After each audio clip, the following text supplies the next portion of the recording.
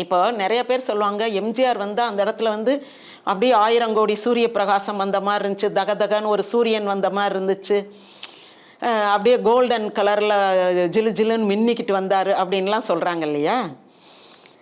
ஒரு காலத்தில் தியாகராஜ பாகவதர் அவர் வந்து டிஆர் ராஜகுமாரி வீட்டு கிரகப்பிரவேசத்துக்கு வர்றாரு.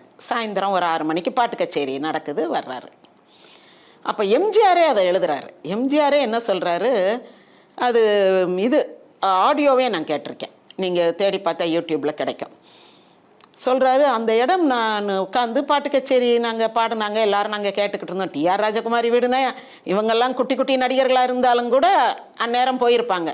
ஏன்னா தியாகராஜ பாகவதர் ஜெயிலுக்கு போன பிறகு தான் எம்ஜிஆர்லாம் பெரிய ஆள் ஆகிறாரு. இவர் வந்து ஜெயிலுக்கு போகிறதுக்கு முன்னாடி நடக்கிற கிரகப்பிரவேசம் இது. அப்போ எம்ஜிஆர்லாம் குட்டி நடிகர் தான், ஒரு சீன் 2 சீன் வர்ற ஆட்கள் தான். அவங்கெல்லாம் போய் உட்காந்துருக்காங்க, பெரிய பெரிய நடிகர்கள் வருவாங்க, பார்ப்போம். நம்ம முகத்தை அவங்கள பார்த்தாங்கன்னா அவங்களுக்கு கொஞ்சம் நம்மளை ஞாபகம் வரும்.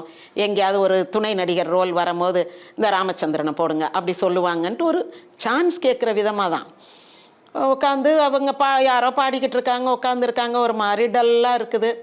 எம்ஜிஆர் சொல்கிறார், ஏதோ ஒரு இருள் சூழ்ந்தது போலவே இருந்தது அப்படின்றாரு. ஒரு மாதிரி டல்லாக இருக்குது அந்த இடம். அதைத்தான் அவர் அந்த வார்த்தையில் எக்ஸ்ப்ரெஸ் பண்ணுறாரு.